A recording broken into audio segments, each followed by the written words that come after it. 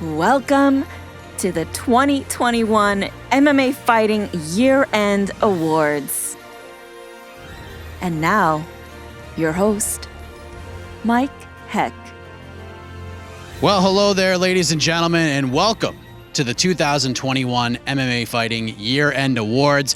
I am Mike Heck, your master of ceremonies for this inaugural event. We have done awards in the past, but we have not done it in this kind of a format, so we are very excited to bring this to you for the very first time. 2021 was a memorable year, not just for mixed martial arts, but for combat sports in general. One of the most memorable years that I can remember, and we are going to celebrate some of those incredible moments by giving away 5 awards. We're going to give away awards for the knockout of the year, the submission of the year, the rookie of the year, the fight of the year, and of course, the fighter of the year will be announced at the very end, the main event of the evening, if you will. So here's how it's going to work. We will introduce each award. We'll run down the nominees. We'll award the winner for each respective award. And then we're going to turn it over to a panel of MMA fighting judges, if you will, who will weigh in on why they chose to vote the way that they did. Some people will agree with who won the award, and some people will disagree, and we'll hear from all sides for all of the awards. So with that being said, let's kick this thing off. Let's get to the awards, and we're going to kick this off with a banger. Just like your favorite party mix CD, you got to start off hot, and we're going to start off with the 2021 MMA Fighting Knockout of the Year. The nominees for Knockout of the Year are Corey Sandhagen by flying knee over Frankie Edgar at UFC Vegas 18. Yuri Prohaska by spinning elbow over Dominic Reyes at UFC Vegas 25. Sergio Pettis by spinning back fist over Kyoji Horiguchi at Bellator 272. Kamaru Usman by right cross over Jorge Masvidal at UFC 261. Francis Ngannou by left hook over Stipe Miocic at UFC 260. And the winner is Kamaru Usman for his incredible knockout of Jorge Masvidal in April at UFC 261.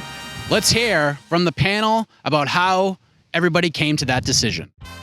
Thanks, Mike. And now we welcome in our panel for this year-end awards show. Of course, you know the whole crew. My Arizona brother, Jose Young's there on the left. Down below me, we have AK, the Prince of Positivity from the North, and then man in the boards, the best producer in the business, E. Casey Layden. And let's talk about some knockouts, fellas, because KO of the year this year, all across the board on our year-end ballots. I mean, you see it right there, the first place votes all across the board, but the majority coming in, or at least the most coming in for Kamaru Usman, Jorge Masvidal 2, the rematch. One of the cleanest KOs you will ever see in your life. And Jose, me and you were among the people who voted first place for Usman Masvidal 2. Let's go to you first. Why was that your knockout of the year? For a few reasons. One, I was there covering it for the site, so I was inside that sold-out arena in Jacksonville. And let's not forget that was really that was the first card back with a packed house outside of Las Vegas since Israel Adesanya versus Yoel Romero. Like, I'm not really counting the Fight Island fights because at the end, especially the Conor Poirier 2 fight, because that was still limited over there on Fight Island. But this one was packed to the brim with people in Jacksonville. They were they were foaming at the mouth to finally watch mixed martial arts in front of them. This was one of those rare moments where pretty much the whole arena was filled for the first fight of the night, which is rare for an for a UFC pay-per-view. Usually people trickle in for the prelim, the ESPN prelims, and then for the pay-per-view. But this was also a night of violence. Like if you go back and look at all those finishes, this is when Rose head kicked Whaley. This is when Valentina just barreled through Jessica Andrade. Anthony Smith kicked Jimmy Crute's leg into oblivion. Chris Weidman's leg snapped in half. So this was just violent from beginning to end. And then Kamaru Usman and Jorge Masvidal, they talked a whole lot of greasiness to begin with. Kamaru Usman was, again, still, he knocked out Gilbert Burns, but he still kind of had that snoozeman moniker tied to his name. This was his first or second fight with Trevor Whitman, and he turned the lights out of Jorge Masvidal to the point where I couldn't hear a person talking to me who was about 4 inches away from me.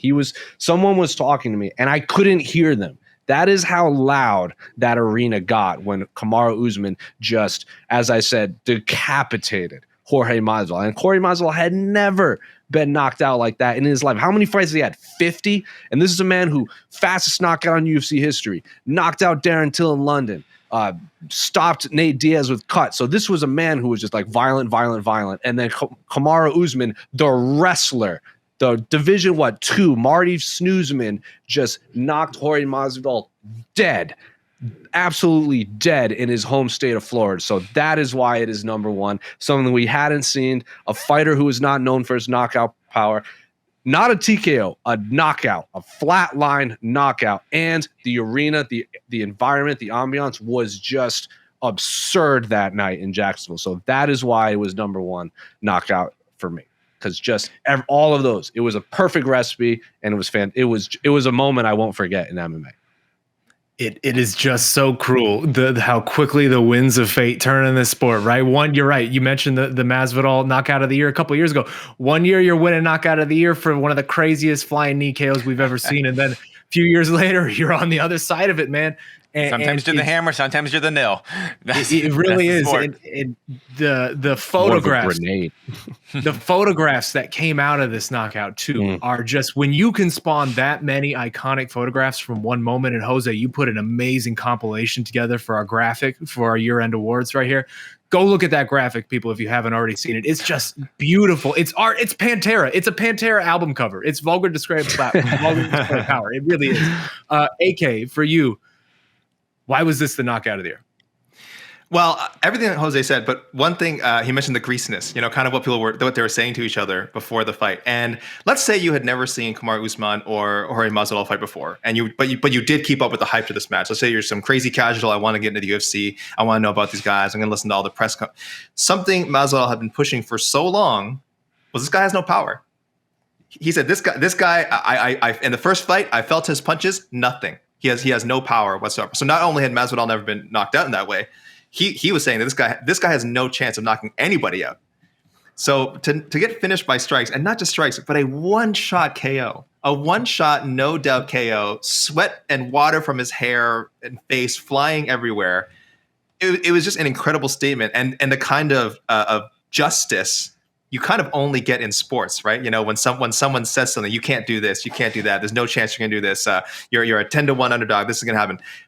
And yet that's why they play the games, right? And it's like I think a lot of us picked Usman to win. I think all of us thought most likely a decision. Maybe if he's ever gonna knock Masvidal, it'd be like he has him down in the 4th or 5th and kind of like, raining down punches on him, that kind of TKO. None of us said he's gonna throw a Rocky Balboa haymaker and just completely rock him. So give some credit to Masvidal as well, because he made this scenario seem even more unlikely, and that's what made the payoff that much more sweet. Yeah, it is one of those things. You hear all the lead up, right? All the talk of, I wasn't satisfied with how I did this last time. I'm going to do it one better this time. And it's so easy. We hear it so often. It's so easy to just shake that off and dismiss it. But man, Kamaru Usman was serious that time. He really did deliver. Casey, I want to bring you in here because second place on our list ended up being Sergio Pettis versus Kyoji Horiguchi, which is a recent knockout we just saw over in Bellator.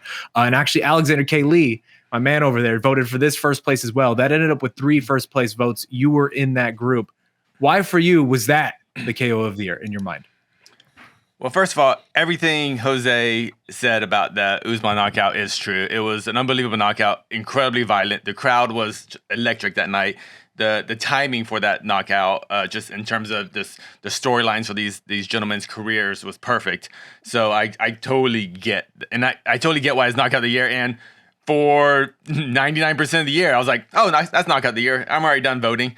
And then this one main event in Bellator came out. If I was super excited for Sergio Pettis, Kyoji Horiguchi. The Horiguchi, of course, was the champ, but he vacated the belt due to injuries. So no one really believed that Sergio Pettis was the champ yet. He was kind of the paper champ.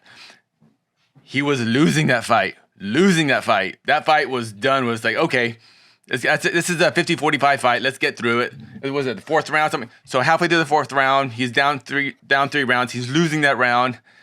He listens to his coach. He's like, just go for it. and he throws this head kick from boxing range, and just Horiguchi even getting out of the way of that head kick was really spectacular. But then Horiguchi just makes the slightest mistake and just backs out with his hands down, and Pettis throws this amazing pinpoint, so freaking violent back fist that knocks out Now we talk about Masvidal going out cold.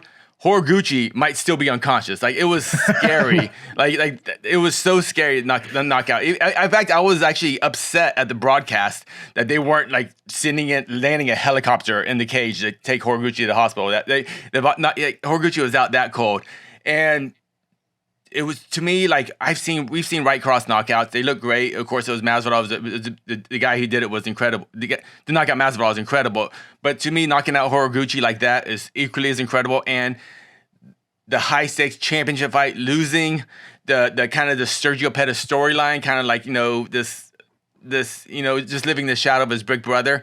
Now that's gone. And I just think it was incredible. And I wish there was like a dual award, a co-award, because both those knockouts were just incredible. And I just felt that one needed to be recognized as the top knockout of the year. Yeah, it's certainly the best Bellator knockout of the year and easily the best non-UFC knockout of the year. And you have absolutely a case if you want to throw it number one. Quickly here, let's go around the horn. Can we give some credit to Casey? You mentioned the coaching. Let's give DeGroove some credit for some Mr. Burns talking softball level coaching, where he's like, you go out there, do something, and then he knocks him out. And it's like I told him to do that, and it's like, hey, it worked. He just said, do so. You're not doing enough. Do something, and he did. Coach of the year. You gotta love it. You gotta love it. Rufus Sport. Way to go, Rufus Sport. Quickly here, let's move around the horn. I want to just get one word, one sentence answer. Everyone on their ballot had at least one knockout that they gave some love to that a lot of people didn't. For me, it was the big man, the fat man, Chris Barnett, Gian Villante, spitting back kick like that. How does that not get more love? I cannot believe I am one of the only people who voted for that. Jose, for you, what's the one knockout you want to recognize quickly? I mean, it's a lot, like, because again, like the Corey Sandhagen, Frankie Edgar knockout. The problem with that knockout is it happened the first quarter of the year, so it feels like last year. So let's not forget that Corey Sandhagen, how long was that fight? 45 seconds, a minute maybe, and threw a flying knee and knocked out Frank Edgar. And like, what's Frank Edgar's known for? How tough he is, how much damage he can take, how he can walk through punishment and keep going. And Frank Edgar was coming down to bantamweight to make another run for a title. Corey Sandhagen was trying to, erase that.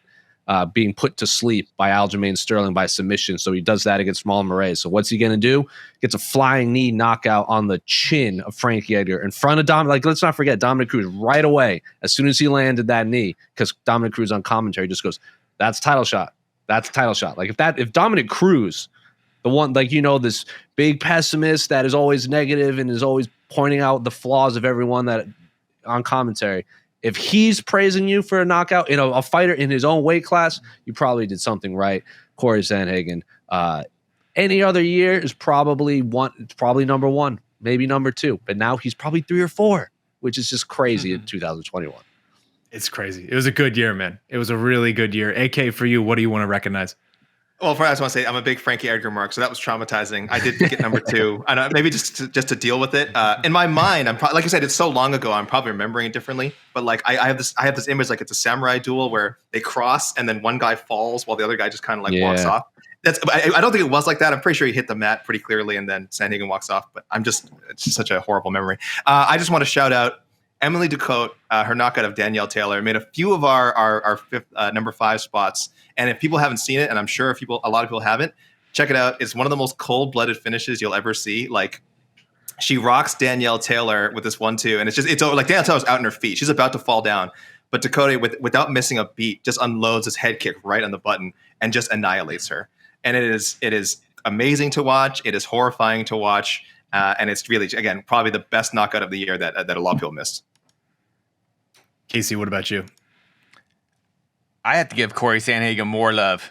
Stop. We don't have to talk about this anymore. That's all. That was just brutal. Unreal. And why I love that knockout so much was because most time when, like I was talking about the Horiguchi knockout, Horiguchi made a mistake. Pettis capitalized. Masvidal made a mistake. Usman capitalized. I watched that fight. Frankie Edgar didn't make a mistake. Corey Sandhagen just recognized every move that Frankie was going to do before he did it. That's all it was. And he just timed that flying knee perfect. Frankie was just doing his little jab in. And whenever you throw a punch, there's always a slight opening to get hit. And that's what Corey capitalized on. And that knee was just so incredible.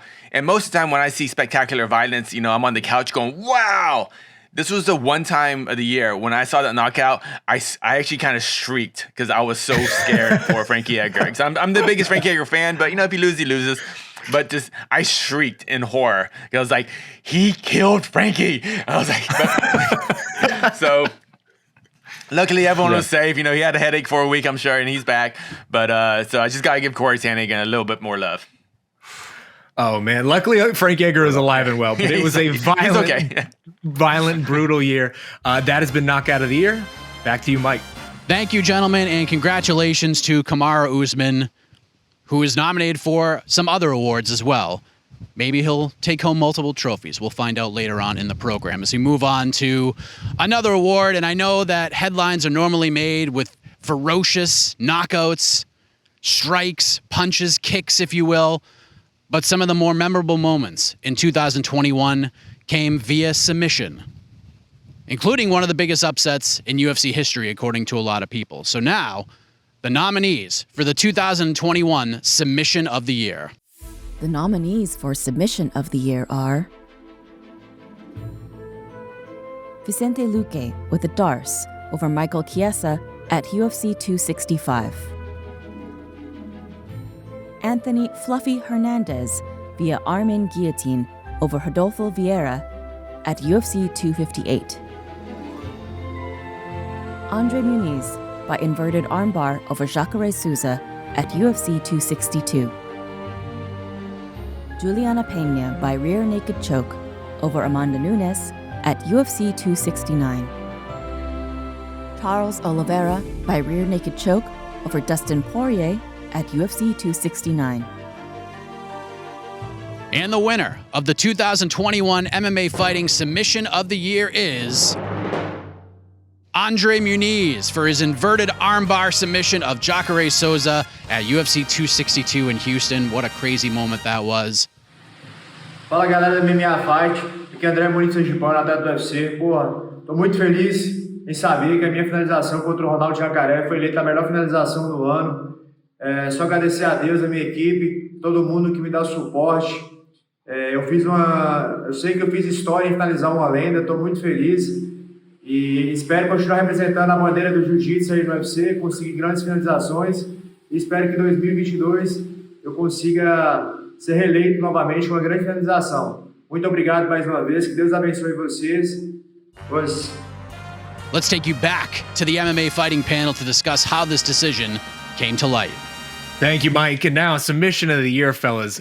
And this one was really, we're going to talk a couple different times about votes being all over the board, but this one was really votes all over the board. I mean, the winning submission didn't even get the most first place votes. That actually went to Giuliana Pena versus Amanda Nunes. But still, everyone pretty much on our team had Andre Muniz versus Jacare Souza on their list, and that actually ends up getting it to number one. So, AK, I want to go to you first this time because you were one of the three people on our 11-person panel to vote Muniz Souza for number one. Why was this your submission of the year? Yeah, I don't know if I'm remembering it wrong, but so this was one of a trio of completely unbelievable jiu-jitsu masters getting submitted. Now in the Andre Muniz situation, I mean, that was really one jiu-jitsu ace submitting another. But then you also had, of course, Leonardo Santos, Clay Guida, and Fluffy Hernandez and Rodolfo Vieira. And the Vieira and Santos ones were kind of similar. They kind of gassed themselves out. They looked like they were going to dominate early. Then they gassed themselves out. So those are very identical. You could have had one of those at the top as well. I certainly wouldn't blame you. Muniz, I don't think that was the case. Muniz, definitely there was a sense that he out-grappled, yes, an older, sort of more shop-worn fighter. But we're talking about Jacare Souza. I mean, this guy is known, along with like Damian Maia, Fabricio Verdum, as being like these are the guys who have implemented jiu-jitsu the best into MMA. And if you go to the ground with them, you're dead. Like, I don't care who you are. Now, and then again, like I said, in this case with Muniz, a little different because now, as people know by now, he is also now the preeminent MMA jiu-jitsu guy, at least in the UFC. But it was just shocking to see that. And this happened before the other two, so maybe that's why I gave it extra points. Also, he broke his friggin' arm. I mean, this was like it was not pleasant to watch. It felt like a passing of the torch in the most gruesome way. And so for that reason, again, the name who he beat, again, Jacare, to submit him, and in such a beautiful, gory way, I just couldn't go in any other direction but number one for him. Yeah, and I think this ended up actually being the only submission of the whole ballot where every single person on the panel voted for it in some fashion. The other ones, one or two people would leave out, but this one just landed on everybody's ballot. And I think for the reason you just mentioned, AK, the brutality, the sheer brutality, the visceral nature of seeing a guy like Jacare Souza, right? We have such a long history with Jacare of being this feared submission artist. To see him get his arm actually snapped in that way, in the way that it did, where it ends his career. He goes out, he ends his career getting his arm broken. It was just an incredible sight, man. But I'll throw it to you now, Jose, because our second place was actually tied, Pena Nunes and Hernandez Vieira, and you voted for Hernandez Vieira. Why for you was that your submission of the year? Well, basically just take everything AK said about this is the guy, the name that like just submitting Jacare Souza, like erase Jacare Souza's name and put in Adolfo Vieira. Adolfo Vieira has won every grappling tournament, every gold medal you can possibly name, but not just once or twice. Like, this is a man that would go on stretches for like 3 or 4 years where he would enter a tournament and like that's a wrap. He's just going to walk away with a gold medal or at worst silver medal. He enters 10 tournaments, he wins 9 of them, and he's winning by submission. So Adolfo Vieira is the guy. He is like all right, I'll put it like this. I was at Andre Muniz's last fight when he won by submission. Can't remember who he won against, but that's neither here nor there. And they asked him, someone in the press asked him, does this make you the best submission specialist in the Middle East division? That was your boy. That's what you said. And he said, no, I can't say that because we have someone like Adolfo Vieira in the division. So the guy that won our submission of the year is already anointing Adolfo Vieira, the best submission specialist in his own weight class. So he goes out there and fights Fluffy Fernandez, who's lost to Kevin Holland, Marcus Perez. I think he had like an overturned fight because he smoked a bunch of weed. I might have been on the Contender Series. So this is a guy like fun, exciting guy, good interview. And he goes out there and submissions Adolfo Vieira. It was 30-1 him winning by submission. Joe Rogan was losing his mind. I could hear Joe Rogan going ballistic octagon side in commentary. Like, yeah, Adolfo Vieira gassed himself out. I don't care. That's like if Deontay Wilder came in and was all of a sudden UFC heavyweight and he gets matched up with, I don't know, who's a really random heavyweight who's the Polish heavyweight that just lost. I don't know. It's just how about Georges Danho? Georges Danho. There you go. And all of a sudden he gets matched up with one of these guys and he gets knocked dead in the second round. That is the equivalent of this fight. The guy, the best submission specialist, the guy that the winner of submission of the year is saying is the best submission specialist, goes out there and loses to a guy who doesn't even have 10 fights, 30-1, to the point where how many times have we talked about Dana White doesn't watch the prelim, so don't ask him about a prelim fighter at the post-fight press conference. Dana White talked about this fight. It wasn't a fight that was on anyone's radar. And Dana White, I asked him about this at the press conference, and his eyes lit up, and he was like, oh my God, did you see that fight? So the winner submission specialist calling the guy that lost, that got submitted the best. Dana White actually talking about this fight. Joe Rogan losing his mind inside an empty UFC Apex. Everything's there on the wall. That is why this was my submission of the year, because it is something that I still can't get over. Like, when that happened, I was like, good luck being that submission of the year. Wasn't the most spectacular, but it was who he did it to and how he did it that was so just unbelievable to witness. Oh my, the sight of a passionate Jose Young is just, I love it. I love seeing it. One aspect of this fight too is you mentioned it sort of with the matchmaking. it was obvious where the matchmaking was going with this, right? Like this was a sort of being built to be a gimme win for Vieira to style upon this guy and get that submission. And he almost did it. You look at that first round, he has in mount. Like he was ready to submit Fluffy and it just didn't happen. And man, that was 31 odds. Like you said, I have to say for me, I voted number one for the other fight that sort of rounded out the three that everyone pretty much put in their ballot. And that was Giuliana Pena versus Amanda Nunes. That actually got the most first place votes. 4 of us put that as number one on our ballot. And I was stunned. I'm not going to lie. I know the last 2 knockout or submissions we've talked about were incredibly impressive. And also you just didn't see it coming. But I was absolutely floored once the results came in. I expected Pena Nunes to be the number one.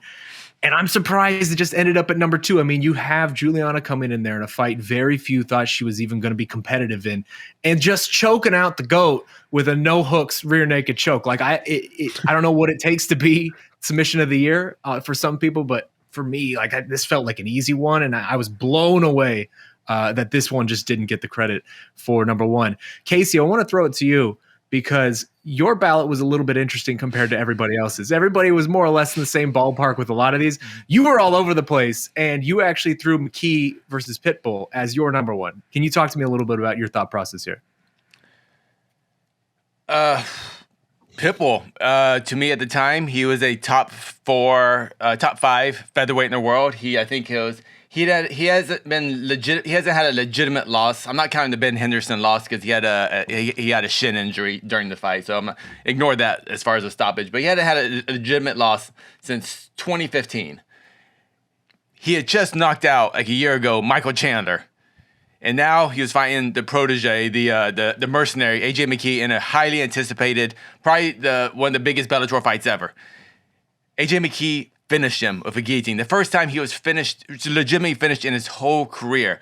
It was off a head kick, grabbed the neck, choked him out. Technically perfect. I don't know. I just thought you just submitted Pitbull. I thought that was incredible, and I think that deserved number one. And I know, and I have no issue with anyone giving style points. I mean, giving points to Felipe Hernandez, Pena, and those submissions. But I felt those submissions were just they were too heavily based on the fact that their opponents were just incredibly tired. Now I realized Pitbull did get hit in the head, so he was probably concussed when he got choked out. But I just think who he did it to and how great a fighter Pitbull is as an MMA fighter, not just a jiu-jitsu specialist. I just think that was number one, and that's why I was actually surprised. I know you were shocked that not more people voted for Pena. I was shocked that I think people kind of forgot how incredible that submission, that guillotine was. Maybe because Pitbull kind of disputed it. Maybe I think that kind of soured a bit, but I thought it was a completely clean submission, and yeah, that's why it's my number one. And it's hard to ignore that it was the culmination of an amazing tournament. That featherweight tournament was awesome, and also the entire AJ Mckee story. As far as that could be his last fight in Bellator, right? We don't know. Like that could be he might just be winning the title and just leaving, right? Yeah, so this could literally be the end of that AJ Mckee storyline. And what a story it's been, because Bellator has tried to home grow a lot of people. They signed a lot of star Division I wrestlers, All-Americans, champions, and some of these guys have been okay and had careers, but not really panned out on the level as far as like being stars. This guy from day one is like, he's the son of Antonio Mckee, respected veteran. Everyone's saying he's got everything it takes. He's going to be champ someday, and they bring him along real slow, just like facing again, an unrecognized competition for like the first 3 or 4 years. So he's like 12-0, 13-0, whatever. And then they really bring him along the right way. And then to the point where when this fight comes along, we're like, this is it. Like, he's probably going to beat Pitbull. I think that maybe the picks are about 50-50. But a lot of people are very confident that he was going to do it. And for him to, I think, realize it, I think that's also part of what makes the submission and so he won without even breaking a sweat. And I didn't realize, we talked a little bit before we hit record. According to my ballot, AJ Mckee as back-to-back submission of the year. I think that's incredible too. Amazing. And that's one thing I was about to mention is I do wonder if there was a little bit of AJ Mckee fatigue, because he won last year with the same category. But it is interesting the points you mentioned with that fight, because in my eyes, when I look back at that fight and I remember that fight, the submission doesn't stand out to me. It doesn't stand out as a standout submission. It's more of the performance as a whole, right? I don't view that as some crazy submission win. I just view it as a very impressive and crazy performance. And I wonder what that is and what that's sort how, of that's how I saw the attributes to Pena. that. That's how I saw the Pena fight. I didn't see it as a submission victory. I saw that as like just her Pena sticking to a game plan and beating Nunes the smartest way possible is to get her tired, and be tough, and that's what Pena did, and that's why I couldn't give Pena that kind of credit for a submission of the year, because I think from a technical basis, it just, in my opinion, wasn't the most technically right submission, but I completely understand why would people vote for Nunes, because it's just the nature of who Amanda Nunes is. Well, last thing on this category, and then we'll move on. One fun thing about submission of the year, always, every year, no, without fail, this always happens for some reason, is it's the one category where we can really sneak in a lot of like under the radar stuff, right? Because really crazy submissions happen outside of the highest levels of the leagues, because you have, good fighters fighting maybe fighters who are not at that level of competition, and you can see crazy things like a Boston Crab or whatever else you want to throw out there. Mm-hmm. Jose, for you, what was your under the radar submission that sort of flew by that you want to mention? I mean, Mateus Santos, I think that's number 2 for me. If you look at the numbers right there, I can't even describe what he did. So anytime that someone, I've said this in like various other sports too, when like there's arguments over like, oh, who deserves, like when Miguel Cabrera hit for the cycle in Major League Baseball, there was this argument over, does he deserve MVP just solely off of that, even though Mike Trout had like higher analytical stuff. I'm like, anytime you make history, or like it's like, or similar when Russell Westbrook had like the average of the triple double for the first time since Oscar Robertson, and there were people arguing should he be MVP. Anytime you make history, I think you deserve to be number 1. That is what sets you to at number 1. For Mateus Santos is number 2 for me, because he pulled off something that I've never seen, and I don't even think has a name. It was just this crazy smart, like I don't know what it was. Like it looked like a bowl of pasta, like everything like swirled around and twisted. Like if you just looked at a plate of spaghetti. I just have no idea how to describe it. It was like an inverted triangle kimura on his like Peruvian necktie type thing. I have no idea what it's called. I've never seen it. I probably will never see it again. We wrote about it on MMA Fighting. I'm pretty sure it was a missed fist when it came out. So we, like the diehard, saw it. So I put that number 2 because I don't know what I saw, and it looked crazy. Similar to AJ McKee one last year, the submission that we had never seen. I don't know what Mateus Santos did, but it looked wild, and that's why it's number 2. I don't know what he did, but it looked wild is the best description you could possibly have for submission. You mentioned like a Boston Crab. I think, Jose, this was almost like a real life like stretch muffler that you would see, like, because he kind of bends the guy. He's countering an arm bar, and he kind of bends the guy's ankle around his neck. But there's other part, as Jose tried to explain, there's other parts of their bodies that need to be tied up for this move to work. Yeah. And you can't make your opponent do it. Like your opponent kind of has to go for something, and then you have to like kind of counter in this very specific way. So people find the clip. It's Mateus Santos and Alexander Volodin, and you see if you can figure it out. It's out there in GIF form, so you can watch it loop over and over again. The first time I watched it, I'm like, did he tap out because his arm hurt or his neck hurt? Is his shoulder getting popped up? I honestly don't know where the pressure is involved in this. I think joke. It's his ankle. It looked bananas. Yeah, and I I'm looking at I pulled up the photo now. I'm like, I don't see how his ankle hurts. I can't tell. AK, you actually ended up voting for that as number 2 on your ballot as well. Casey, what's your under the radar submission? You got lots of them. Your ballot was full of them. What's one you want to mention before we get out of here? I'm gonna say I want to talk about Mackenzie Dern versus Nina Nunes, the armbar, and it's just for the opposite reason what Jose said, because Jose was like, they were doing something crazy, like some Peruvian, it's like spaghetti twister, knots. I wanted to give Mackenzie Dern some shine because it was her armbar finish. I think she got it in the end of the first round. It was just technically and fundamentally perfect. She got the takedown, went to half guard, side mount, grabbed the arm, just got complete control. I don't even think she even had to throw any strikes. I think it was just 100% jiu-jitsu and MMA match. And a lot of times I think we kind of go for the spectacular, or it's something we've never seen before as far as submissions. But I just want to recognize that the fundamentals, that's what's important. And Mackenzie Dern's, her fundamentals are so there.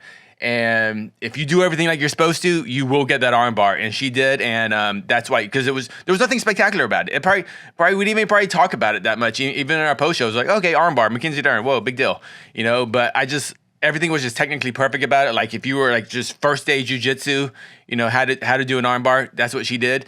And to do it against someone has so much experience, has Nina Nunes, I think it's awesome. And Mackenzie Dern. Hard to argue with that. So many good submissions this year. You love to see it. Back to you, Mike. Thank you, panelists, and congratulations to Andre Muniz for an incredible submission, the submission of the year in 2021. Of course, there's a lot of talk about pound-for-pound greats, the Mount Rushmore of fighters, if you will, but before they can get to that point, they got to start somewhere, right? And in 2021, we had a lot of upstarts, a lot of surging prospects. We are going to give away the award for the very first time.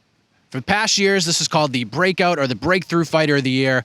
This year, for the very first time, we are going to award a Rookie of the Year. And the definition of this award is for a fighter who fought on the regional scene somewhere around the world and then ultimately got that life-changing phone call to fight in a big promotion, whether it be UFC, Bellator, PFL, etc., making their debut in 2021 and then just creating some memorable moments, whether it's one big win that got everybody talking or multiple wins that moved them up the divisional ladder. So with that being said, here are your nominees for the 2021 MMA Fighting Rookie of the Year. The nominees for Rookie of the Year are Manon Fiorot, Usman Nurmagomedov, Casey O'Neill, Bruno Silva, Raush Manfio. And your MMA Fighting Rookie of the Year for 2021 is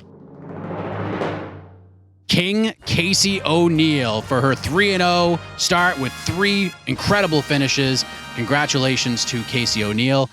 Hey guys, I just want to say a massive thank you to MMA Fighting for voting me as Rookie of the Year for 2021.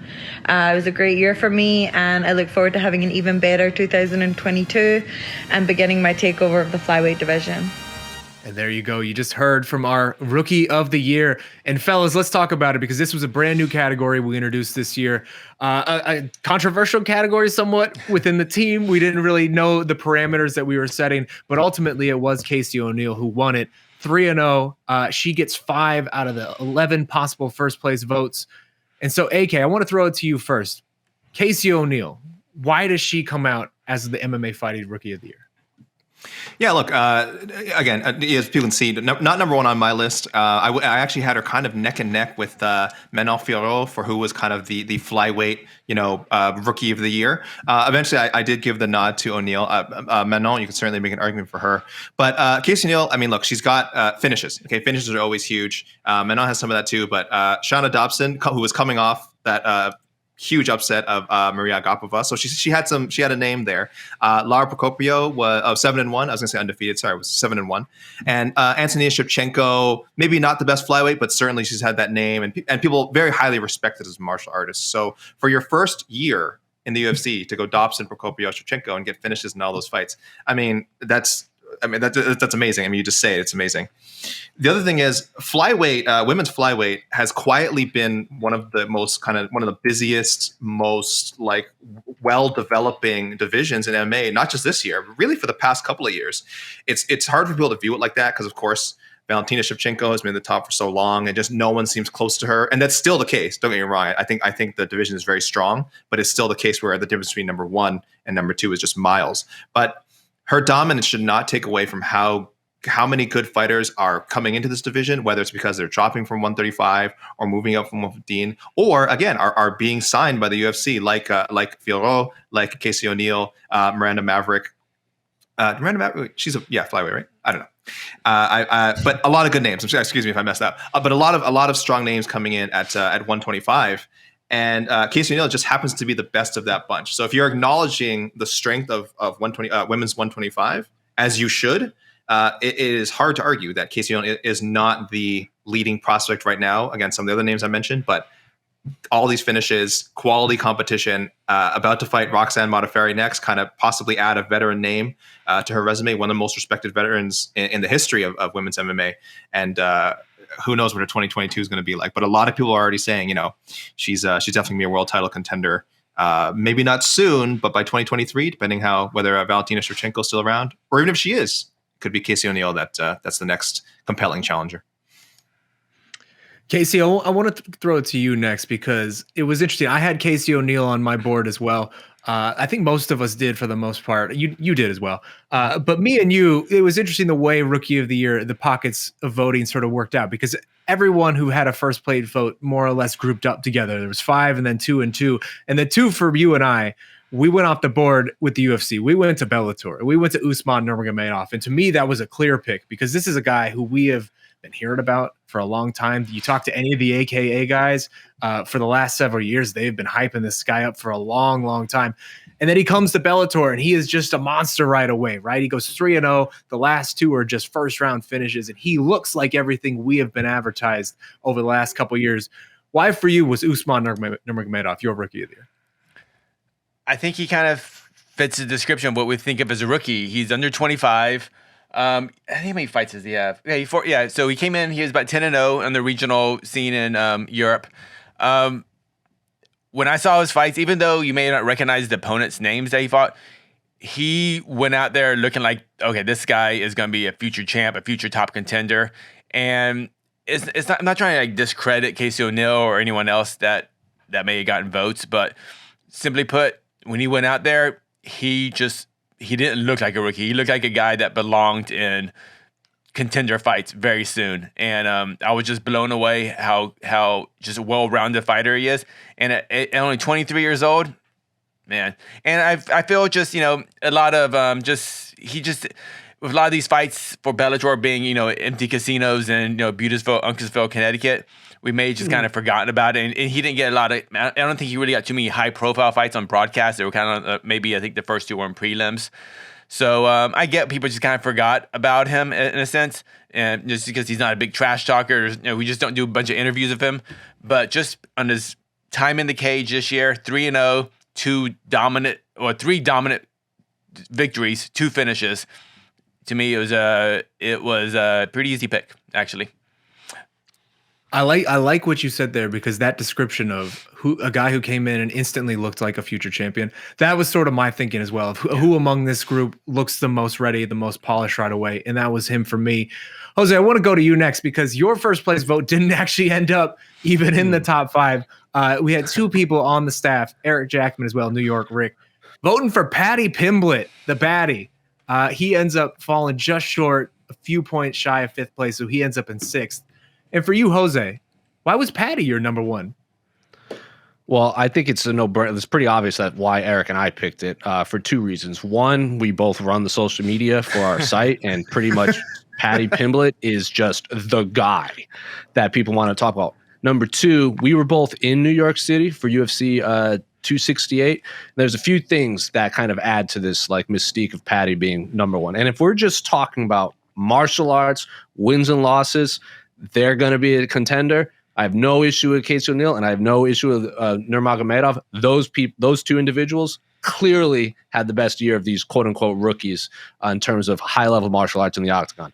Paddy Pimblett walked into the ceremonial weigh-ins for UFC 268, and basically the sea parted as he walked through. The New York crowd went ballistic for Paddy. This is a man that was 1-0, and was already being advertised to do a fan meet and greet Q&A in New York City. Flew all the way from England. Number 2, I went out to eat. I think it was Friday night.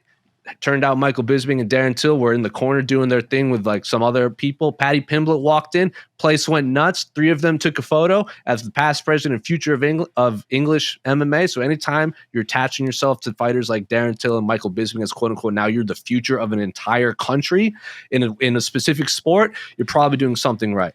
And then finally, for the big one for me, we talk a lot about, like, there's a lot of people out there that complain and they pretend that they're up in arms about fighter pay, which is a very serious issue. And they say, like, they bang on the drums and they say, fighters need to get more money. Fighters need to do this, this, and that. Paddy Pimblett is 1-0 in the UFC, and he has $1 million 7-figure deal with Barstool to do stuff for them. He's 1-0, and he's already one of the highest paid athletes on the roster. He lost his Instagram. His Instagram had about 100,000 followers, and Instagram took it down because he was being too over the top. He makes a new one, and he's almost at 1 million. In less than 6 months, he's almost generated 1 million Instagram followers. AJ Mckee did all of this great stuff for Bellator, beats Pitbull, who many people consider to be the greatest Bellator fighter ever. He doesn't even have 200,000 Instagram followers. And Paddy Pimblett's almost at 1 million, and he's not even ranked, and he's 1-0. This is basically Sean O'Malley all over again. Like, yeah, you can knock him for level of competition, but the man, people want to talk about him. And this is prize fighting. We say this 1 million times.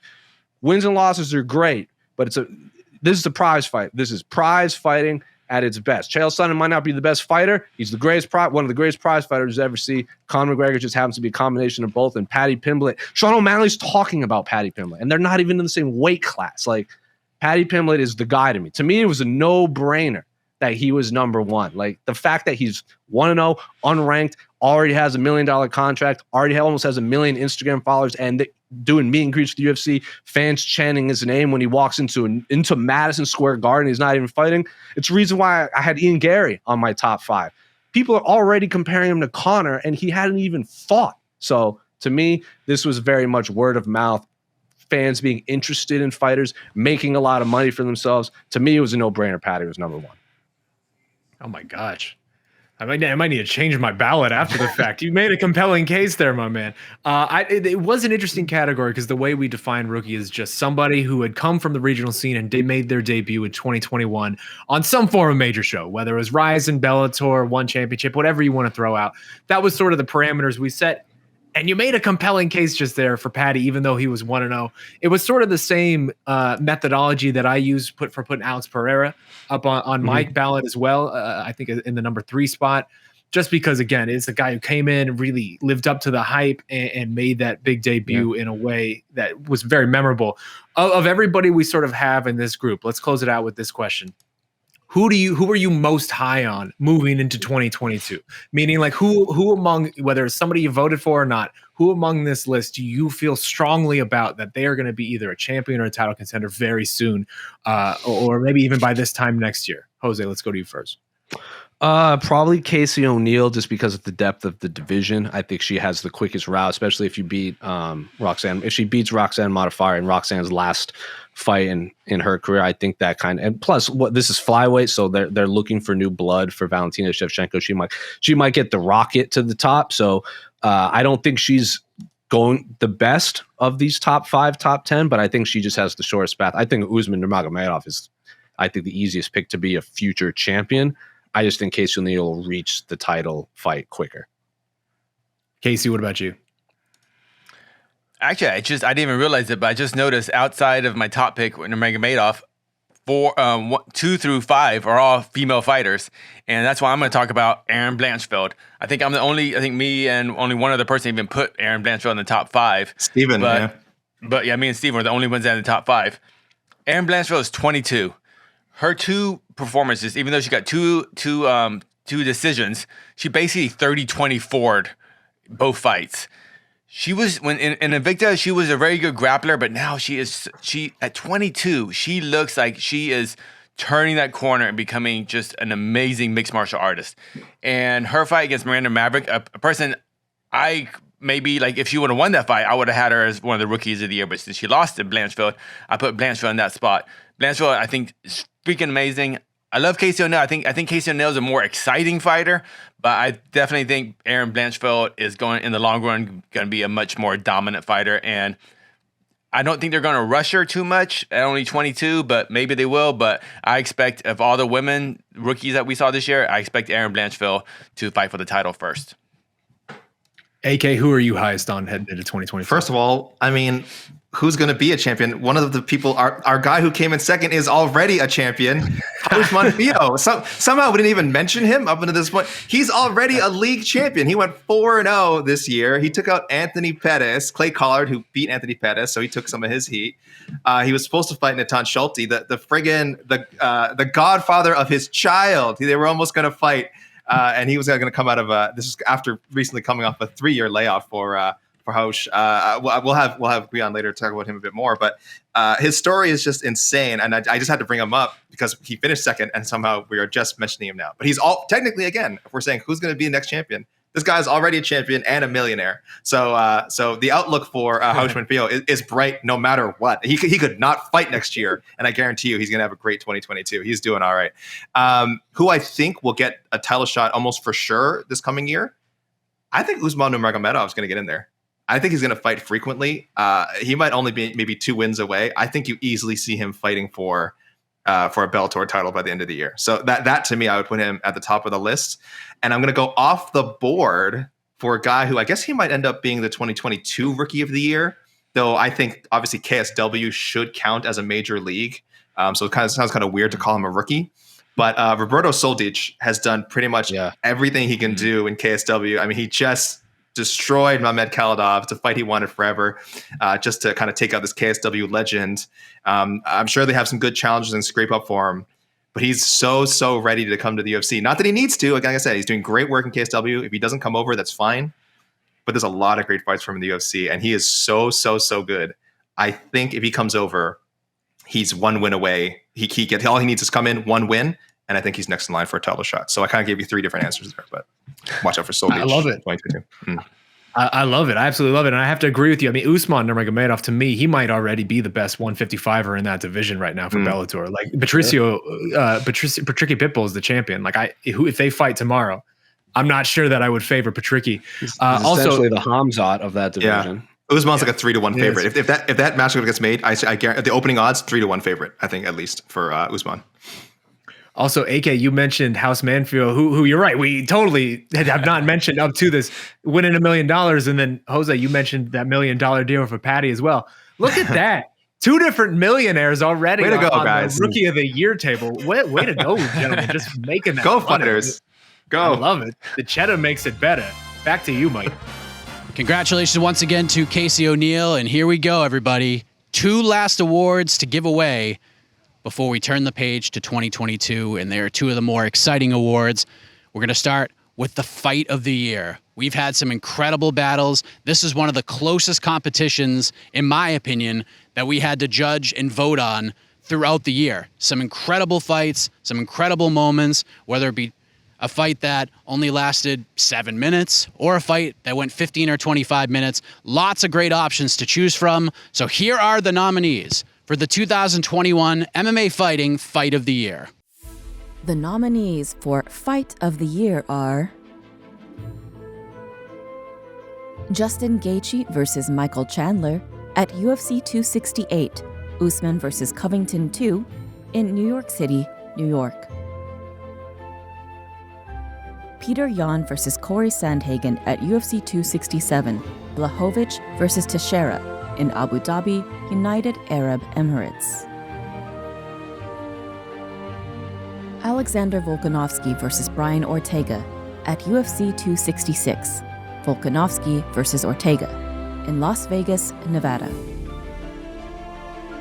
Max Holloway versus Yair Rodriguez at UFC Vegas 42, Holloway versus Rodriguez in Las Vegas, Nevada. Yuri Prohaska versus Dominic Reyes at UFC Vegas 25, Reyes versus Prohaska in Las Vegas, Nevada. Here we go. Very tough choice here. Very close vote. The winner of the 2021 Fight of the Year is the main card opener for UFC 268, Madison Square Garden, New York City. What a way to kick off an incredible pay-per-view. Justin Gaethje defeats Michael Chandler via unanimous decision. What a battle it was. Much deserving of this award. Let's go back to the panel and see how this tough decision came to be. Fellas, Fight of the Year, our penultimate award here. And what a category this one, man. This was this year, man. I mean, these were votes all across the board. I think the top 3 and really even the top 4 were somewhat on everybody's ballot, but in particular that top 3, you see it right there. The first place votes, 4 for Gaethje versus Chandler, 4 for Peter Yan Sandhagen, 2 for Volkanovski Ortega, also 1 out there for Prohaska and Reyes. And my goodness, man, this just goes to show what an incredible year this was. And for me, Gaethje Chandler was the easy pick. To me, I know it's a 3-round fight, and some people fault it for that. And I know it was maybe not the most technical fight, and people will fault it for that. But there was no fight over the course of 2021 where I felt so engaged and so on the edge of my seat throughout the entirety of it. I mean, there was no chance that you could take a breath during these 15 minutes. These two men were just going to war in a way that was absolutely astounding. And Justin Gaethje really capping it off with his line at the end of the night saying, you know, if we were gladiators in another time, we'd be doing this with weapons in a coliseum. It was just pure theater, pure magic. And I think at this point, this has to be Justin's third, fourth fight of the year award that he's won for this website. I can't even imagine, but him and Robbie Lawler have dominated this category over the last several years. Jose, I want to go to you because you wrote this article for our website, and also you were among that Yan Sandhagen contingency. Again, very, very close at the top here, 4 first place votes each. Tell me a little bit about your fighter of the year ballot and why you believe Yan Sandhagen should have gotten the nod. Part of it is what you said. The 3-round fight, 5-round fights to me always kind of like that's what tips it in the favor. That's what tips it to me. And Yan Sandhagen, I know like Casey, aka Mike, and I have done a million preview shows, and Mike's always like, Jose, which fight is just a fun martial arts competition that you don't need a crowd for? And to me, that was Yan Sandhagen. I'll watch those two fight 1,000 times. I think that those are the 2 most talented bantamweights in the world. I know Aljamain Sterling is the champion. If this was a ranking, if I was on a pound for pound ranking, I would put him number 1 just because he is the champion. But in terms of talent, I think these are the 2 best bantamweights in the world. I think Corey Sandhagen just got caught with a submission by Aljamain when they fought, and I think that this was, and a lot of people thought Sandhagen beat TJ, and a lot of people, and obviously Yan was on his way to beating Aljamain before that foul. So to me, this was the actual title fight. Corey Sandhagen, Peter Yan was just beautiful martial arts. Everything they did, like from every they had a counter for everyone's counter, whether it was on the canvas, whether it was in the clinch, whether it was in the wrestling, whether it was in the boxing, kickboxing. It was just high level, violent chess. It was beautiful to watch. I was also at this fight, so that again, that just kind of adds to it. It was in Fight Island, and the crowd was going nuts for this. I mean, every punch, the crowd, every punch, every kick, it was like, it was the setting in that fight was just so fun to be in. I'm at a loss for words. Like, I don't know how to describe this fight. Like, I described it as like live action Beyblades in my write-up because it just felt like 2 tops just spinning around a canvas for 25 minutes, clanging into each other with hoping one of them stops. It was just so fun. It was just high-level martial arts. Gaethje Chandler was fun to watch. I got a concussion watching that fight, but it was number 3 for me just because it was 3 rounds. It was an awesome fight to watch. It was exactly what we thought it was going to be. But is that even the best fight of either man's career? I don't know. Like, was that fight better than the 2 Luis Palomino fights, World Series of Fighting that we were at in Arizona? No. Maybe. They weren't. It wasn't. Exactly. So it's like Justin Gaethje versus Michael Chandler. Obviously, you're going to have a fight of the year candidate. Like, you could have penciled that in before they even fought. To me, Peter Yan versus Corey Sandhagen was the best martial arts fight that I had seen in years. And I just had so much fun watching it. Hang it in the Louvre. That's what I said. Just make a GIF of that whole fight and stick it in an art museum. AK, it brings up a GIF next to the Mona Lisa.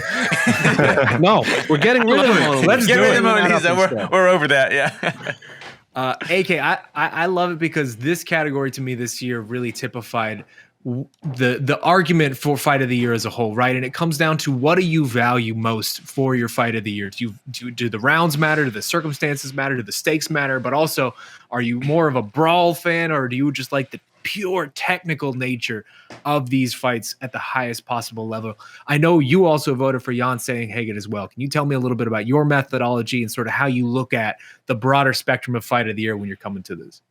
Yeah, part of it has to do with me being such a big bantamweight mark, but not that lightweight's far behind. If you ask me, of course, what are the two deepest, best, most entertaining, most diverse divisions? I'll go bantamweight. I'll go lightweight. 1 and 2 in some order. Right now, I think bantamweight has the edge. Lightweight has been the answer for so long, and it could still be again if you just go up and down the roster. So, but just focusing on Jan and Sandhagen, I mean, again, it was just the ultimate for anyone who like maybe was not aware of why we're always saying, man, the bantamweight's the best, the bantamweight's the best, the bantamweight's the best. This fight encapsulated so much of that because, as Jose said, these are maybe the two most skilled, with respect to Aljamain Sterling, these are maybe the two most skilled 135ers in the world. So the two most skilled, the two best guys in the best division, just really going at it for 5 rounds. Sandhagen with an early advantage, Jan showing off why he is just this computer now. He is Anderson Silva-like computer, where he adapts. He can adapt to anyone, any style, and by the end of the fight, you have no question he's the better man. I mean, he just finds a way to adapt and pull away, and it's just so awesome to watch. So from a technical standpoint, this delivered. From a pure entertainment standpoint, swings of momentum, it delivered. From a statement storyline, I mean, a lot of people again believing that Jan is the true champion. I don't know again if this seals that for them. Of course, him beating Aljamain Sterling would be the ultimate vindication if he truly is the best bantamweight. But until that happens, and looks like we'll be waiting for that for a while, this is about the biggest satisfaction you can get is Petr Yan regaining the title, technically becoming a 2-time bantamweight champion. I'm sure some people just kind of view it as a continuation of his first reign, but technically 2-time. And the only edge for me, it has over Chandler Gaethje. The round thing, not so much, because I think Chandler made a great point. If it was a 5-round fight, his fight with Gaethje, it might not have been as balls to the wall. They might have paced themselves a little. So you really can't divorce it from it being a 3-rounder. I think near the end it gets a little wacky. Maybe it's to some people. Chandler's like, really playing it up that third round, and it's like you almost like that. It's almost like a wrestling match. It's like guys, don't break kayfabe. Okay, you gotta. Let's try and maintain the competitive illusion here. But some people might like it more. That's a part of the fight. People might look at that and just be like, oh no, that's why I love that fight. So that's really a subjective thing. I liked just the pure technicality and the competitiveness of Jan Sandhagen. But boy, that Gaethje and Chandler fight is just so wild, and you can't beat that atmosphere.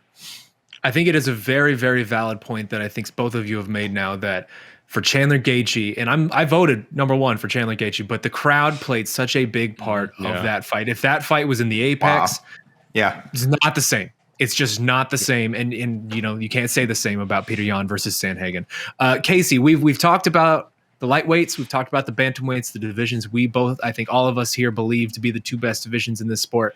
But then you look at our number 3 and our number 4 on our list, and it's the featherweights. It's Volkanovski, Ortega, and it's Holloway, Rodriguez. And you, along with, I think most of us, had these 4 fights in some order on your ballot as well. Hit me with the featherweights, man. I mean, they really did deliver this year. Volkanovski, Ortega was just, even though it was, did that go to decision, or did Ortega finally get finished? Decision. No, okay, they both went to decision. Yeah. Ortega finally made it. That's why it was so wild, because like Ortega succumbed to Holloway's power. And this time he got over that hump. Yeah. When he fought Volkanovski, he reached the finals. Yeah, I think what we're gonna remember 2 things from the Volkanovski Ortega fight: just the massive punishment Ortega can take in a fight, which is really scary and it's impressive and fun to watch. But you're like, geez, dude, blocks him. I don't know. You can't take so many shots to the head. That's 2 now. That's 2 now. Yeah, that's 2 fights in a row. But we'll talk about that later. But it's just a pure entertainment. It's like, oh man, that fight was incredible. But the fact that Ortega should be featherweight champion. He should be. Volkanovski was dead to rights. That guillotine was first. It was a guillotine. Then I think a triangle. Yeah. I think that is the guillotine. It was in. I don't understand. It doesn't make sense. It was in. Volkanovski somehow got out, and he's still the champ. So that's why that fight was incredible to me, and it was just and beyond just incredible, just martial artists too. And then Yair and Max Holloway. We talk about the crowd. Chandler Gaethje being in front of a sold-out Madison Square Garden arena. Holloway, Yair, put that.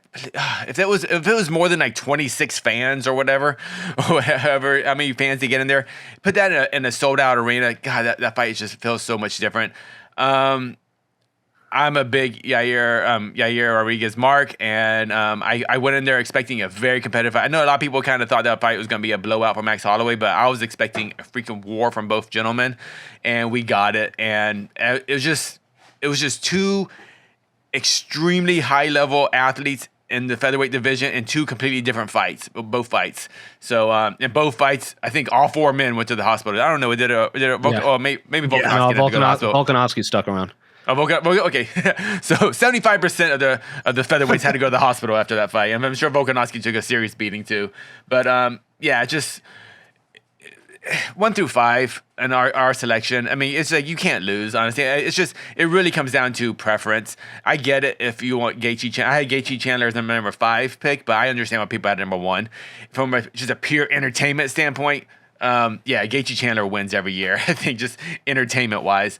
But if we're judging the full mixed martial arts aspect, the technical parts of it, just those featherweights were just unbelievable this year. Yeah, I know we don't. I want to add one thing to what Casey said. So I was actually at Holloway Yair, and I don't want that fight in a giant arena because the way they set that crowd, there were like, I want to say maybe 100, 150 fans in there, because they're selling sorted tickets. But they said the way they seat the fans is like this half is Yair and that half was Max Holloway. So you basically almost like a soccer game or like it's like a high school game. It was a high school game. They had a bunch of just crazy Mexicans and a bunch of crazy Hawaiians with dueling flags going nuts, and they were just yelling at each other. It was a regional scene when you have like Sean, when you go to regional season, you would see like the old Power MMA versus like Arizona Combat Club, where there's like the crowds are trying to fight each other. I don't want that fight in Madison Square Garden. I want that fight with like 150 people where they can individually look at someone and yell at them. That was a lot of fun. Absolutely. And also too, I know we don't vote for round of the year. That's not one of the categories we do. But if we do, I mean, round 3 of Ortega versus Volkanovski is probably winning, right? All-timer. That was the best round of the year, one of the best rounds you'll ever see in mixed martial arts. A fun thing always happens with these sort of awards too, with our bouts. I think four votes for most people usually go to sort of the group. And then I think a lot of us like to send one vote out, whether it's a last place vote or whatever it is, to sort of something that we feel like is under the radar and we want to recognize. For me, it was Paul Daly versus Bahamasi, which was the best fight in Bellator the whole entire year. That was just chaos for as short as it was. It was chaos the entire way through. AK, talk to me about your last place vote here. I know you win Bellator as well. Absolutely. Lay it on me. Hit me what this was. And by the way, the Daly Hamasi fight, like almost, I think it was 10 years not to the day, but the 10-year anniversary of the Diaz Daly fight. Wasn't it like only a few days off from the Diaz? Yeah, right? Like so it was like this crazy intentional homage. The greatest one-round fight ever. Right? Yeah. And Hamasi and Daly also had these like insane swings. So anyway, that was an amazing fight for sure. But I had to show some love to Karatanov and Congo. I mean, that fight. Hey, Canadians, by the way, old man Chuck Congo getting on the list. All the Bellator cards are free on YouTube in Canada. So if you're in Canada, guys, you have no excuse. Go find this fight if you missed it. Go find Congo and Karatanov. It's just such heavyweight fun. Just two old guys somehow digging deep. Like the end of the fight is just insane. It's just digging deep, and really a fight on paper that had all the makings of a snooze fest. You're either hoping for like Karatanov, maybe a quick KO, and that's it. Otherwise, you're thinking, Congo decision. Like Congo's, I mean, this is gonna, this is how that's gonna go. But these heavyweights, they have a way. Especially these guys with experience, they have a way of surprising you. And every now and then, something. I just would like Congo. He's a submission. Congo by submission, like in this year of like. I don't know. I gotta say, guys, go watch the fight. He lost the first 2 rounds, right?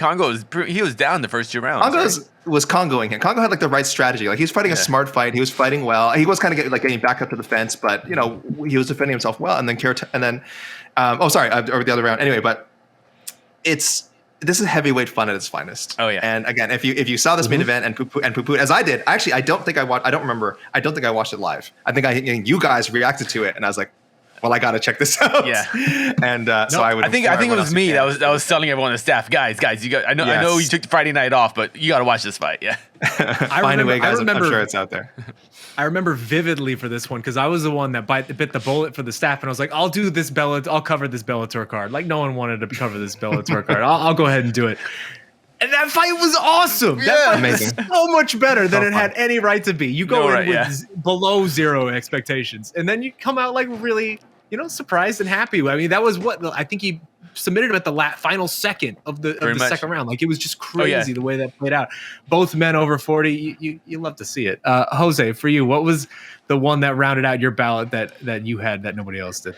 It was the Ponzinibbio versus Miguel Baez fight. I wasn't at this fight, and I agree with like everything everyone is saying. And I know number 5 on us was Lara Procopio and Dominic Reyes, and that fight was bananas for as long as it lasted. But I vividly remember a lot of Ponzinibbio and Baez because it was like it was also a lot of the culmination of the storylines for that because at the time Miguel Baez was an undefeated welterweight prospect. He was beating Matt Brown and Takashi Sato, and he was just like the guy. Like he was how we're talking about Adrian Yanez now at bantamweight is what we were saying about Miguel Baez at welterweight. Like he was a future top 10, top 5 violent bunch of performance bonuses in a row.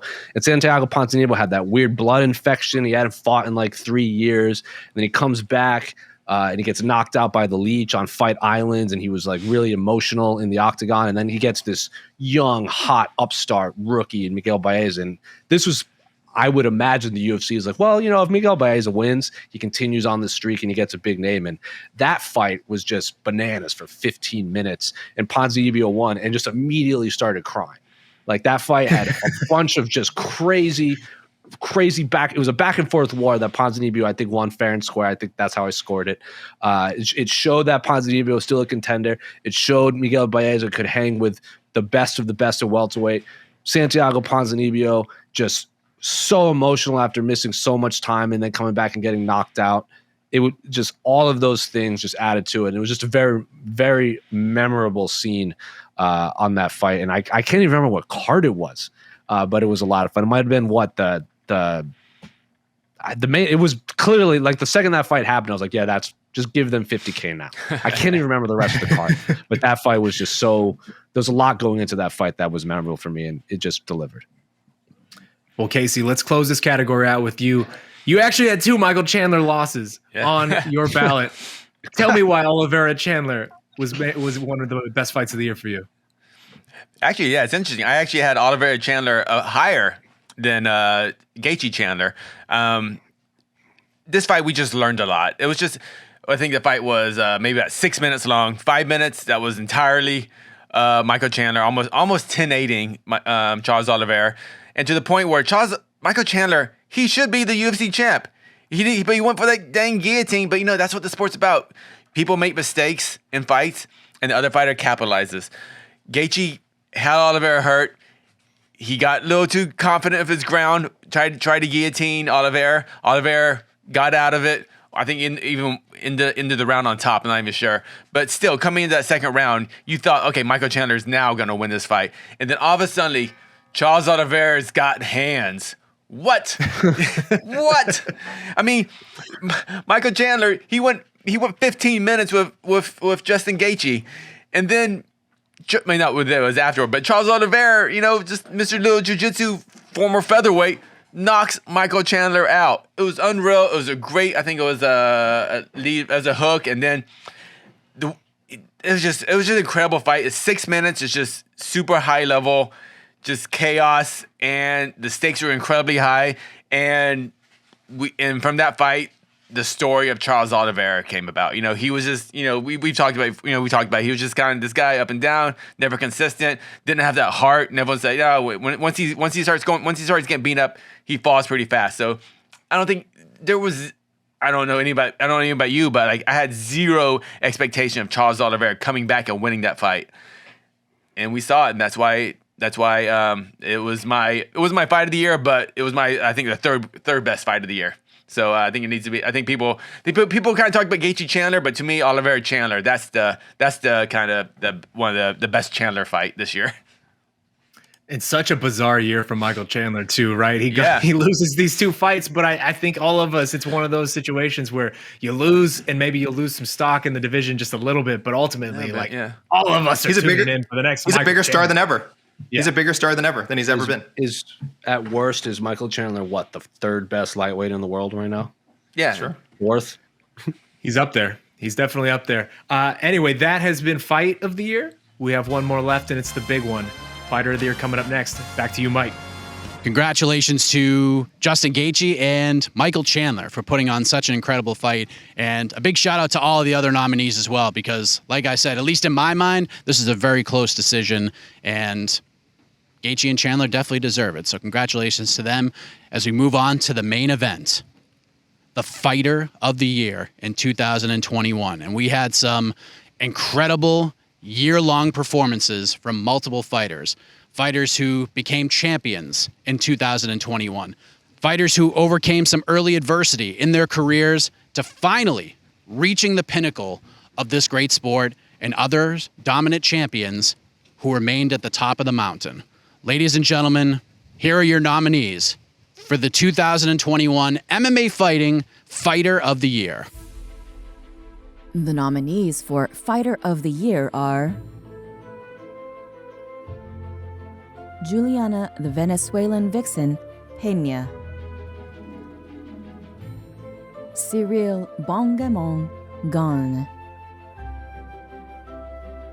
Thug Rose, Namajunas; Kamaru, the Nigerian Nightmare, Usman;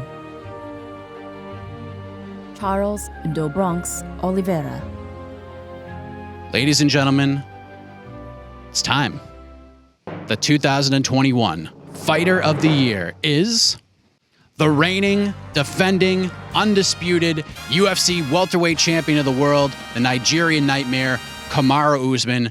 3-0, 2 incredible finishes of Jorge Masvidal and Gilbert Burns, along with a unanimous decision win over, in a lot of people's opinion, the 2nd best welterweight in the world, Colby Covington at UFC 268. Kamaru Usman is the 2021 Fighter of the Year. And with that, for the final time, let us go to the MMA Fighting panel to discuss how this decision came to light. Thanks, Mike. And now the panel, once again, we're joined, new addition, Guilherme Cruz over there in the bottom right. We appreciate you, Guilherme, calling in from Brazil. Fighter of the Year, fellas. This one felt like, of all these categories, it's funny we're doing this last, because of all these categories this year, this one felt like the most straightforward. It was the easiest for, I think, a lot of us. It was also the biggest consensus on the website. We had, of 11 first place votes, 10 of them went to Kamaru Usman. The one dissenter was my man down there in Brazil, Guilherme Cruz. So, Jose, I'll start with you, man. This did feel like Kamaru Usman's year. I mean, again, this was the easiest decision for a lot of us. 3-0 this year. He defends his title 3 times. He gets the knockout of the year as well, as we've already gone over. For you, why was this year Kamaru Usman's year to own? Well, I just remember how it ended last year. Like, he had these epic performances. 2019, he had how many times have we heard Dana White say how much he just loved the first fight between Kamaru Usman and Colby Covington? So he builds up all this hype. He's a world beater. He's finally no longer Marty Snoozman. He puts on a Fight of the Year candidate, because let's not forget, on that card also had a Holloway, Volkanovski, I believe Amanda Nunes, and Jermaine Durandamy. And everyone said, well, if there's one fight that's going to be a snoozer, it's probably going to be between the 2 wrestlers, and then Kamaru Usman and Colby Covington have one of the best fights of all time. And then he goes out there and he foot stomps Jorge Masvidal for about 25 minutes as the follow-up, and all of a sudden everyone just hates him all over again. And then so kicking off 2021, everyone still considers Kamaru Usman just a boring foot-stomping fighter who couldn't beat a guy on 10 days notice in Jorge Masvidal. Goes out there and just eats Gilbert Burns alive. Goes out there and just decapitates Jorge Masvidal, and then goes out there and beats Colby Covington again in another exciting fight inside Madison Square Garden. So, and now, right away, anytime you're mentioned in the same sentence as the greatest fighters of all time, you probably had a pretty good year. And the fact that after the second Colby Covington fight, the questions are all, is Kamaru Usman now the greatest welterweight ever? Has he surpassed George St. Pierre? That's an argument we don't need to have right now. So, Kamaru Usman went from exciting fighter to a fighter everyone fans thought was boring to now all of a sudden the greatest welterweight of all time. That's a pretty good year in my book. It is so funny how the short-term memory in this sport works, because you're absolutely right. Go heading out in 2019, people were all over Kamaru Usman talking about how he has turned the corner and he is now this exciting fighter. And then 2020 happens, he gets that one fight and everyone forgets. AK, I think Jose made a great point there, and it's one that I also made in my column I wrote for Fighter of the Year, which is anytime you can end the year getting comparisons to Georges St. Pierre thrown out there and they actually feel valid to some degree, like there's some basis there, that probably means you're in the Fighter of the Year conversation. For you, AK, why was this Kamaru Usman's year? I mean, this was the year for him where I think the results finally caught up to the hype, kind of what we thought Kamaru Usman was, from the old, the joke of the 30%, that was only, I only gave 30%. And then eventually, becoming UFC champion, there was still this sort of this sense around him that like we had not seen his best. We know he's the best. Everyone knows he's the best 170 pounder in the world, but where are outside of the super exciting Colby Covington fight, the first one, like, where is this guy that's supposed to be this beast, as Jose said, like that first Masvidal fight just proved nothing. And that's just kind of how we are. We're smart. MMA fans are smart for the most part. They know when someone is good, but you really still want to see them prove it. The proof is in the pudding, as they say, and getting finishes, getting the knockout of the year, another exciting fight with Colby Covington, which I know he didn't get the finish, but in some ways I think was just as convincing as his first fight, if not more so. And at least there was certainly no controversy, not that there really was in the first one, but no fodder for Colby Covington to say, I was just blame the ref for the stoppage and all that. This was a clear-cut loss. Colby Covington knew it. He at least acknowledged it on fight night, and acknowledged that he's the number 2 guy in a strong division behind the man Kamaru Usman. So it's kind of a safe pick. It's weird to because I think he proved a lot again at how entertaining he can be. Some other people might have had a little more dramatic narratives. I'm sure we can get to that. Some of the runners up in this category. But if you're just saying, when you watched MMA, who was the best fighter, who had the best results at the highest level, it was Kamaru Usman. Well, Guilherme, I want to bring you in here. So let's go down to Brazil, because we say there was a consensus, but there wasn't actually, because again, 10 first place votes to Kamaru, but the one dissenter, and that was you giving it to our man, Charles Oliveira. And when we threw this article out on Twitter and social media as well, a lot of people coming back saying that Charles Oliveira was their Fighter of the Year. So Guilherme, for you, why did it feel as if Charles Oliveira was the deserving winner for you? I mean, I agree with pretty much everything Jose said. It's Kamaru Usman had an incredible year. He deserves to be the number 1. If you think that, I won't debate that. I won't say you're wrong and I'm right.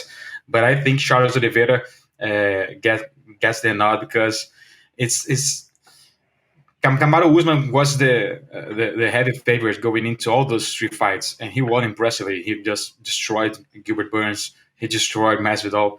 And he won impressively against Colby Covington the second fight. But he did what everybody thought he was going to do already.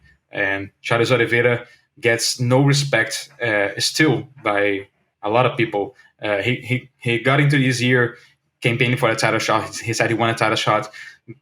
Dustin Poirier just pretty much ignored him to fight Conor McGregor a second time and then a third time, instead of fighting Charles Oliveira for the UFC belt. And then he fought Michael Chandler. People thought he was going to decapitate him after knocking out Dan Hook in his UFC debut. Charles Oliveira is the underdog. He goes there, almost gets finished, but comes back and knocks him out in the second round. And then he fights Dustin Poirier, who's all of a sudden the man, the uncrowned king, the guy in the lightweight division. And he gets hurt again in the first round and finishing in with standing rear naked choke. Just ridiculous. Extends his record for most submissions within UFC history. We were talking about Sean, about how we have the short-term memory in this sport, and I think it's just like the opposite with Charles Oliveira. We can't ignore, we can't let go the fact that Charles Oliveira was finished in the past, that he was knocked out, that he was submitted, that he had plenty of losses early in his UFC career. This guy has won like a dozen in a row. He's finishing everybody but Tony Ferguson. He's doing an incredible job, and this year was an incredible year for him as the underdog, getting there, finally getting his shots and winning and defending the UFC belt. That's why I think I know what Kamaru Usman did was impressive, but the narrative and the drama involved around Charles Oliveira. That's why I picked him as the fighter of the year. Man, I want to change my vote. I want to change my vote now. You and I have been on the Oliveira is the best lightweight for in the world for a long time. Me too. Well, the rest, and Jose, excuse me, Jose. I don't vote on the panel, but I've long listened to all our arguments and our meetings about Poirier. No, Oliveira was always. Well, Guy and I have been putting our neck out there with our fellow coworkers, and they've been seeing every month our Charles Oliveira support, and I do feel redeemed, and I think you summed it up amazingly well. Yeah, and kind of what I said about the Usman thing. The arc of Oliveira is definitely more impressive and more memorable. So I mean, yeah, if you voted him first, I don't think anyone can make a strong argument against that. An amazing story, just an awesome story, and I think you really summed it up. And Guy, I think you made a good point when it's almost the opposite of the short-term memory problem that we usually have in MMA. Where with Charles, he's been in our life for so long, right? 20 fights into his UFC career, he was barely above 500. He was sort of this guy. He was who he was. We sort of knew what he was going to do. It's the front runner thing, right? We've heard it for a lot at this point. It's the front runner aspect of it. But it is crazy how it all came together for him in 2021. And I think any other year he probably takes this award by a landslide, but it just was hard to overcome what Kamaru did. One last thing before we get out of here on this note, the way the top voting for Fighter of the Year played out was actually really interesting because it felt like everyone had a consensus for the most part, top four, where everybody had Usman, Oliveira, Cyril Gane, and Giuliana Pena for the most part. So there were some exceptions, but that was the most consistent little group of four that were in everybody's ballot. And then that number 5 spot was a total wild card for everybody. We had votes for Rose. We had votes for Kayla Harrison. Shevchenko got in there. Islam Makhachev, Sergio Pettis. You can see the table right there. Jose, A.K. Guy, what was it about the number 5 vote? What swayed you for your side for this final vote to round out your ballot? Let's start with Jose. I believe I voted for Kayla Harrison. If I'm not, who did I vote for? Was it Kayla or Sergio? I know one of them. Sergio. Yeah, for Sergio, it was the sense where that was more of a feel-good story for me, and the fact that he has long been known as Anthony Pettis' younger brother. And I've covered a few of his later fights in the UFC. I was at his fight against Rob Font, and he kind of got the red carpet treatment in his hometown of Milwaukee, and he lost. And it felt like he wasn't going to live up to his potential as this future title challenger. He'd always falter. He'd stumble at the finish line to get that title shot when he was at Flyweight in the UFC. And then he moves over to Bellator in this big signing, and he gets all these awesome matchups that I've always wanted to see, and he just delivers on all across the board. And then he fights Horiguchi, and he's losing the entire fight until he decides to throw one spinning back fist and knock out the man that never lost the belt. So to me, we're talking about a career trajectory, and I feel like Sergio made the biggest jump from someone that was dwindling around the bottom of the top 15 to just being the champion. No controversy. The man won fair and square, knocked out. The big knock on his reign as the Bellator bantamweight champion was he didn't beat the guy that had the belt. Kyoji Horiguchi just got hurt, and then he goes out there and knocks him unconscious. His senses left him. So to me, that was an absolutely fantastic moment in the world of MMA. So he got my number 5 spot for just career trajectory to that point. AK, what about you? I had Cyril Gane at number 5. I don't really want to talk about my number 5 guy. I want to talk about my number 4 guy, who I had to make sure got on. who I had to make sure he got on the chart. But thankfully, it wasn't just me. It was the American Will Arnett, Connor Burks. Also, shout outs to Connor Burks. Also putting Chris Curtis on the Fighter of the Year list. Christopher, the Action Man Curtis, who in another year we would have had him as a leading breakthrough Fighter of the Year. Obviously, we had a little bit of a different award this time around this year, but he for me was, again, just one of the best stories. We've been talking about stories a lot. I don't know if there was a better story. I also have to remind people that Chris Curtis fought 7 times in 2021. I think 7 times, or scheduled to fight 6 times. Not 6 times, right? excuse me. He fought 6 times, so 4 times before the UFC, and then 2 finishes in the UFC. I know what, again, we're focused mostly on UFC stuff, Bellator, and we do these Fighter of the Year awards. But again, you fight 6 times, you get 6 wins. 6 wins in MMA is 6 wins. I mean, that's impressive as hell. And then again, he proves it at the UFC level, taking out Phil Haas, heavy underdog. Brendan Allen, pretty sure he was the underdog again. So it could not, these year-end awards, I feel like, would not be, you can't tell the story of MMA in 2021 without talking about Chris Curtis finally making it to the UFC, finally getting some wins. Everyone's known he's UFC caliber for so long. His story is very well told. Multiple retirements, Contender Series. He tried that. He won, didn't get on. So many weird near misses with trying to make it to the big show. And I want to say never gave up. But again, as we said, a lot of times he did kind of tell himself, maybe it's not going to happen. Maybe I'm going to walk away. Somehow stuck in there, got new life with the PFL, even though his run in the league was not great. I think he got 1 win and retired again during that run. So I honestly can't believe we're talking about him at the end of 2021. But my goodness, 3 weight classes. Unbelievable, this guy. 3 Light heavyweight, weight welterweight, classes. middleweight. Yeah, he is something else. You're right. We talk about stories so much on this show, but there are few better than the action man, because there are so many times in this guy's career where he just assumed it wasn't going to happen, right? How many retirements are across the board on our list of award winner here? Probably 0, except for that man. He's got 3 of them. He's got 3 and of them. Who would blame him? Who would have blamed him? Who would have blamed Chris Curtis if he retired 3 years ago? Nobody. Guilherme, last to you, man. Who rounded out your ballot? Yeah, I think I was impacted by the feel good story about Raul Schmankiw, my number 5 in the Fighter of the Year, because he hasn't fought in 3 years. He didn't have a job. He was a former Titan FC champion, but he has no contract. He was literally offering to fight for free, just to get a win, to try to get in the UFC, and he couldn't get an opponent, and he was literally going to Florida to spar with Jake Paul to get paid $100 to get some money in his pocket.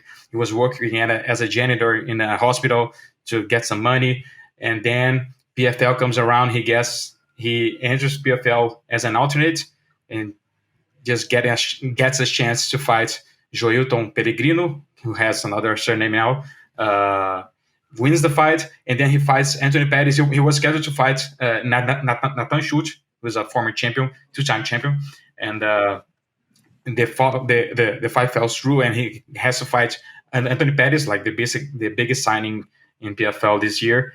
He wins that fight, and then he fights Clay Collard, who has all this hype about fighting boxing, fighting in MMA, and he wins again, gets to the $1 million fight, and wins one more time. He had 4 wins in 6 months, and wins the season. It was just surprising for someone who was out for 3 years, had no contract. He started this year without a job, without no money, and then he ends this year as a millionaire, winning the whole season. That was impressive. It was a feel-good story as well. You can't hate on it. You cannot hate that turnaround that man had. It is, again, a year full of so many great stories. It is just too many to pick from. But that is Fighter of the Year. Back to you, Mike. Thank you, gentlemen. Appreciate all of your incredible work throughout this broadcast. Really means a lot. And congratulations once again to Kamaru Usman. He began the award show, winning an award, and he closes the show in the main event spot with the 2021 Fighter of the Year trophy on his mantle. I know it's not the UFC welterweight title, but this is a pretty darn cool thing. So congratulations to all of our winners, and thank you to all of you for not only watching the show or listening to the show, however you are consuming it, but for sticking by MMA Fighting throughout this entire year. It's been a crazy couple of years. Really appreciate all of your support. And if you thought 2021 was a great year, 2022 is going to be even better. We have some cool things lined up here on MMAfighting.com. So with that being said, for the rest of the crew over at MMAfighting.com, I am Mike Heck. Thank you again for watching, and we wish you all a very happy new year. This has been the 2021 MMA Fighting Year-End Awards. a Vox Media production. You're listening to the Vox Media Podcast Network.